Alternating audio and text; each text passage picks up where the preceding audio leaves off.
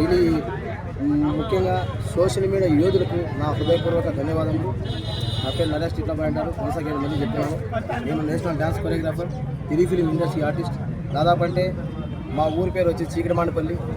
So Anantapuram district ending border, Chittoor entrance border, Molakacheruvu పక్కన ఉంటుంది 3 కిలోమీటర్లు. ఇటువైపు వస్తే అనంతపురం డిస్టిక్. సో నా ప్రస్తావన అనేది ఇంకా మొదలు పెడదాము. సో ముఖ్యంగా ఏంటంటే ఈ సినిమా ఫీల్డ్కి నేను ఎందుకు రావాలి అనే విషయం పైన ముఖ్యంగా ఏంటంటే నేను మా చీకటిమాండపల్లి చదువు అయిపోయిన అనంతరం తర్వాత మదనపల్లికి వెళ్ళాల్సి వచ్చింది. నేను చదువుకున్న సందర్భంలో విక్రమార్కుడు మూవీ నేను చూశాను. విక్రమార్కుడు మూవీ నిర్మించినటువంటి గవర్నమెంట్ పెద్దలు, తెలుగు ఫిలిం ఇండస్ట్రీని సేక్ చేయనటువంటి ప్యాన్ ఇండియా లెవెల్ స్టార్ అయినటువంటి ఎస్ఎస్ రాజమౌళి గారికి ముఖ్యంగా నా హృదయపూర్వక ధన్యవాదాలు. ఈ చిత్ర నిర్మాణానికి పనిచేసిన యూనిట్ ప్రతి ఒక్కరికి ధన్యవాదాలు. అదేవిధంగా రవితేజ్ అన్న గారు కావచ్చు, అదేవిధంగా అనుష్క మేడం కూడా కావచ్చు, ఆ బీహార్ విలన్ అయితే కావచ్చు, అజయ్ అన్న చేసినటువంటి టిట్లా బాయ్ అనే క్యారెక్టర్ నా లైఫ్ని ఇంపాక్ట్ చేసింది. సో నా లైఫ్ని టర్న్ చేసేసింది. నిజంగా I'm really happy to feeling achievement. So ఈ సినిమా నేను చూసిన సందర్భంలో, నేను చదువుకున్న సందర్భంలో ఒక షూట్ జరిగింది అనమాట. ఏది మా మదనపల్లిలో లక్ష్మీ కళ్యాణ్ మూవీ షూట్ జరిగింది.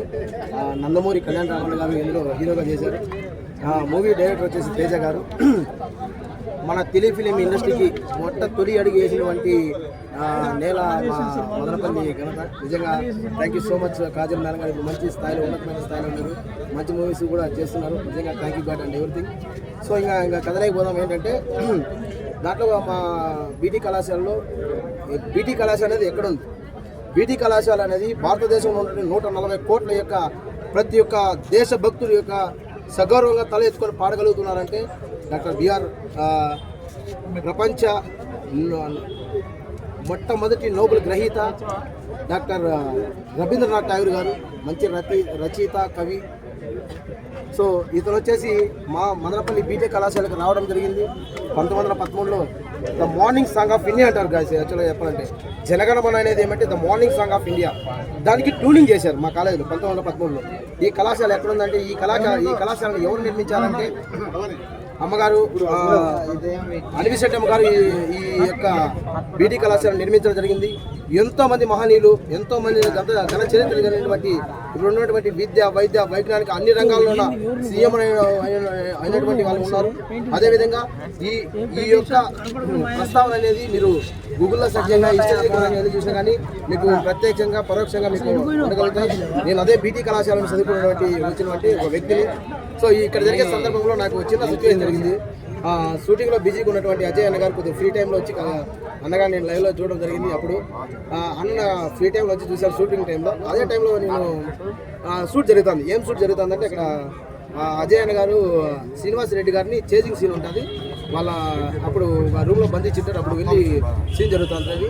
ఆ సీన్లో డైలాగ్ కూడా చెప్తాను నేను. ఎంత అందంగా ఉండవే కొరకు, దాన్ని వదిలే అప్పుడు ఆ సీన్ జరిగే సీక్వెన్స్ చూద్దామని చెప్పి వెళ్ళా. అక్కడ అజయ్ అన్న ఇట్లా గుడ్లో పట్టుకొని ఏదైతే తలుపు ఉందో తలుపు బొగలు కొట్టాలి.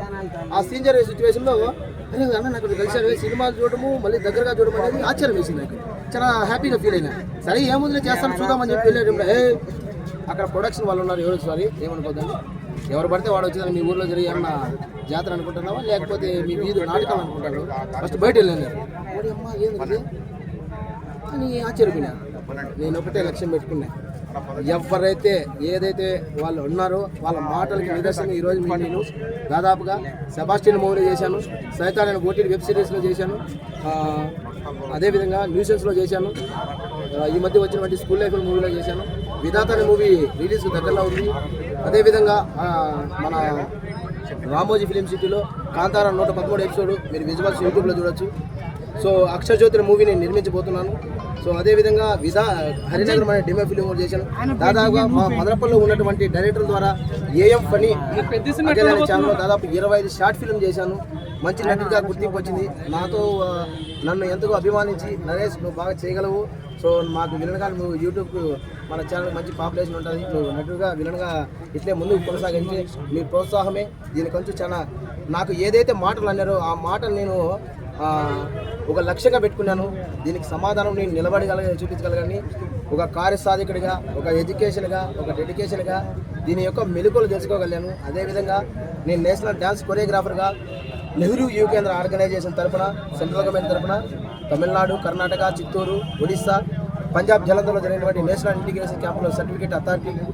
సో అదేవిధంగా ఈ యొక్క జర్నీ ప్రస్తావన తీసుకుని మదనపల్లి జిల్లా సాధన సమితి ఉద్యమంలో భాగంగా నేను 7 కేసులు నాపై నమోదయ్యాయి. నేను ఎక్కడ కూడా అదే పనిన మా మదనపల్లి యొక్క చరిత్ర మీరు ఒకసారి వెళ్ళి చూడండి, మీకు అందుబాటులో ఉంటాయి సోషల్ మీడియాలో. ఇప్పుడు సినిమాలో రాణించాలంటే చాలా కష్టపడాల్సి వస్తుంది, ఏం చెప్పదలుచుకోగలను అన్న? సినిమాల్లో చేయడం అనేది నిజంగా ఒక నటుడిగా నేను తెరపైకి రాగలగాలంటే నాలో ఉన్న నటన నేను ముందుకు తీసుకురాలి కదా.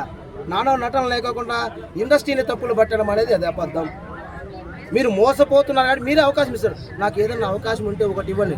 నువ్వు అవకాశం అడుగుతున్నావు అంటే అవకాశం వదిలి చాలామంది ఉన్నారు. నువ్వు వెళ్ళాల్సిన platform already Telugu film chamber మన ఫిలిం నగర్లో ఉంది. మీకు ఏ అప్డేట్స్ కావాలి అక్కడ రండి. దానికి సంబంధించిన rules and regulation, terms and conditions ఉంటాయి. ప్రొడ్యూసర్లు ఉంటారు, డైరెక్టర్లు ఉంటారు, ఆర్టిస్టులు ఉంటారు. ఒక మూవీ చేయడానికి అనేటువంటి మీ యొక్క మెలకులు, మీకు ఉన్నటువంటి మీ యొక్క ఆలోచన విధానం, మేధోశక్తికి సంబంధించిన మంచి మంచి వ్యక్తులు ఉండగలుగుతున్నారు. వాళ్ళు సంప్రదించండి.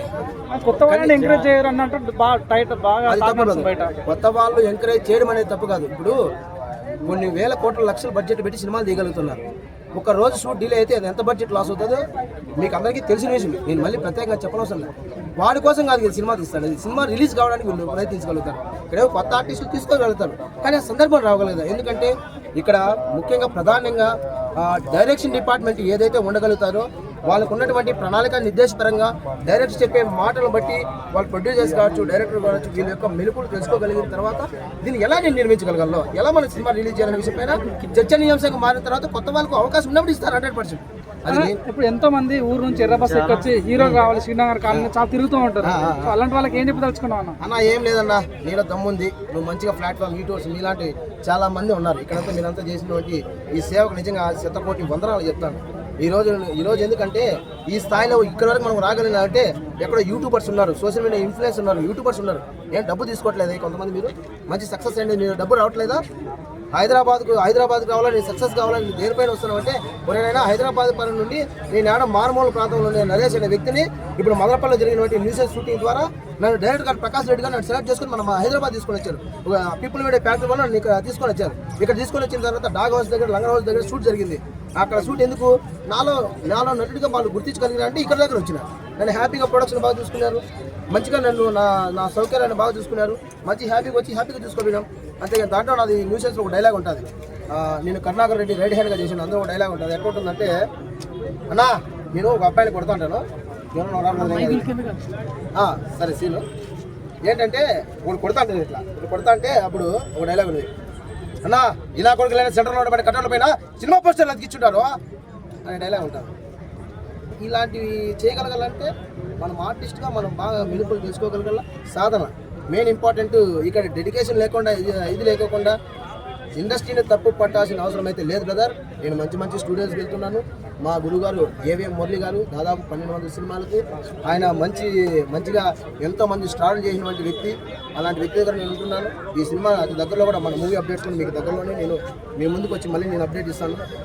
అన్నప్పుడు సినిమాలో రావాలంటే హైట్ వెయిట్ అందంగా ఉంటేనే తప్ప హీరోలు కాలేకపోతున్నారని బయట టాక్ నడుస్తుంది. దాని గురించి మీరేం చెప్పదలుచుకున్నారు అన్న? ఇక్కడ హైటా వెయిటా కట్అవుటా కాదు కావాల్సింది. ఇప్పుడు జబర్దస్త్ ప్లాట్ఫామ్ ఉంది, ఎంతమందికి తీసుకోవాలి చెప్పండి. కొత్త వాళ్ళు ఇక్కడెక్కడో ఆమె ఎవరో కుర్చీ తాత ఆ కుర్చీ మడత పెడుతూ కొడతాను. మీ ద్వారా నేను ఆ స్టేజ్ వరకు వెళ్ళాను. ఇంకొచ్చేసి కొత్తగా ఇక్కడ మీరు చాలామంది మీరు ఎవరైతే ఇంటర్వ్యూ చేసిన వ్యక్తులు ఇక్కడ ఎవరైతే మీరు ఇంటర్వ్యూ చేశారో ఆ వ్యక్తులను మంచి వెళ్ళగలుగుతున్నారు. ఇక్కడ ఏదో చేసినాం మేము సక్సెస్ అయిన వైడ్ లైఫ్ పడిపోవడం కాదు ఇక్కడ ఇంపార్టెంట్. నడవడిక, తీరు, క్రమశిక్షణ, పద్ధతిగా, గౌరవంగా ఉండగలిగితే మీకు ఏ ప్లాట్ఫామ్ మీద ఈజీగా రాగలుగుతాయి. ఇంకా మీకు ఏమైనా క్వశ్చన్ ఏమైనా ఉంటే అడగండి, చెప్తాను.